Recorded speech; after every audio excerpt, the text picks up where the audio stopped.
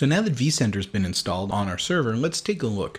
So if we go on to the Start menu, if you go into All Programs, go to VMware, is that there's a lot of vCenter related things listed here. None of these will actually give you an interface. So what we're going to do is we're just going to use our regular VMware vSphere client to connect to vCenter, just as we did when we connected directly to hosts.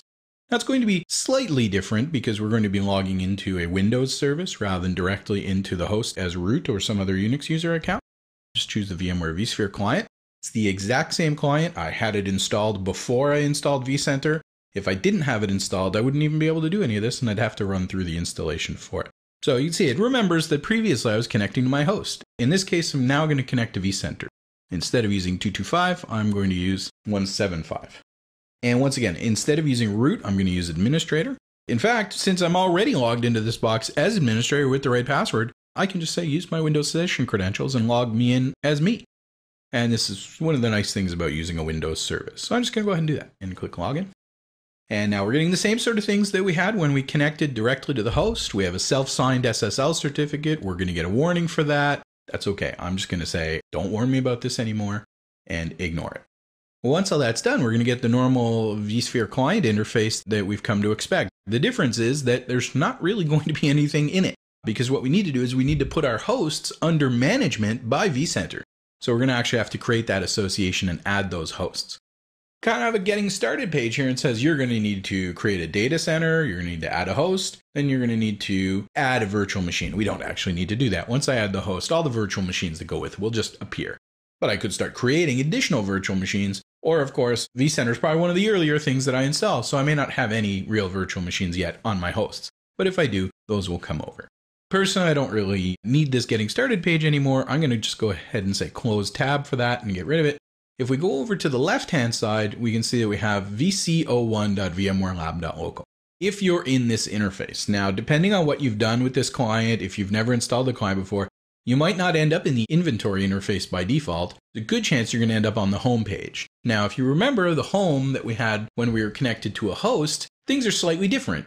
We had far fewer options. We had search and we had hosts and clusters, and we had roles and system logs.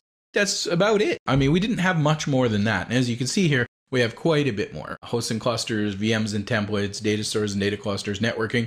A lot of these things, of course, we can already access through the host. For example, networking, I can already, even without vCenter, go to the host and access its networking features. But being able to access the networking features directly makes it easier when I have many hosts.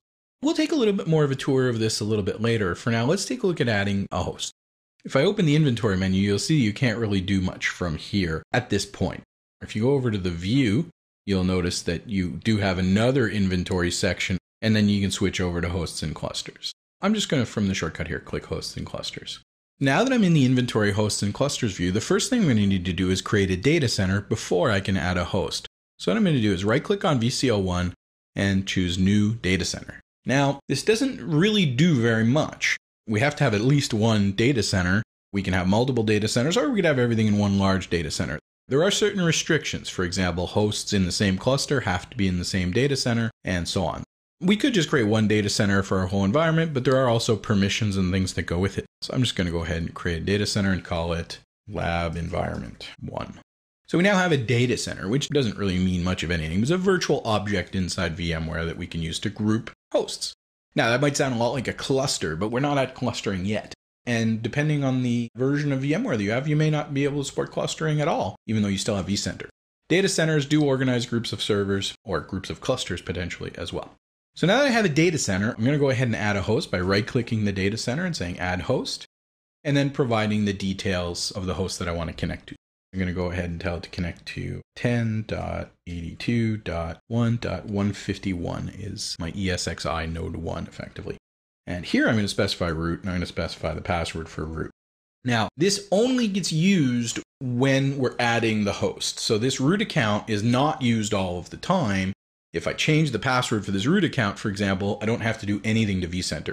What's actually going to happen when I click next is it's going to connect to that host. It's going to log in as root. It's going to install the VPXD service for the virtual center agent effectively, and also create a VPX user that's going to be used by this and set a random password on it. So in this case, I'm just going to leave it at root, click next. And once again, it gives us a warning. I'll just say yes. And you can see that it does detect that I've got a few virtual machines running there. And I'm going to go ahead and click next. If I had any license keys to assign, I could assign them from here. I'm just going to go ahead and click next.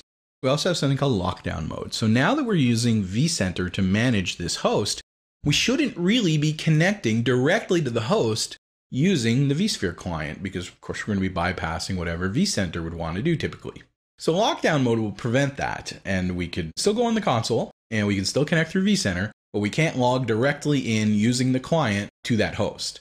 This sounds like a good idea, but if your vCenter is virtualized, which is fully supported, and it's sitting on these hosts, then sometimes we might need to connect to those hosts in order to be able to start up the vCenter virtual machine, for example, if it's not running. So in those cases, probably better not to do that. For now, I'm just going to leave that as is and click next.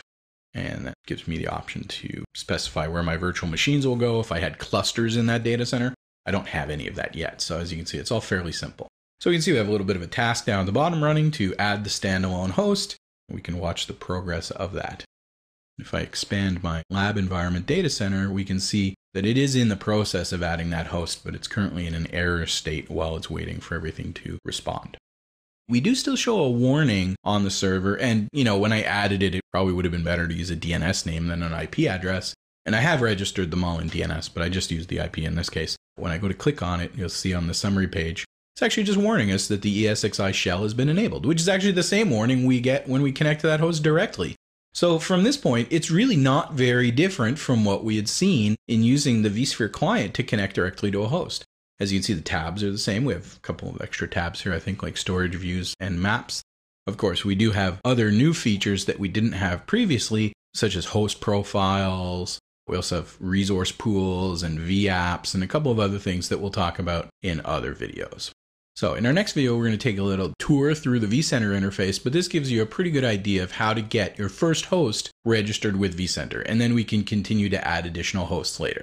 We'll also take a look at permissions in other videos, performance, event management, alarms, and all the various other features of vCenter.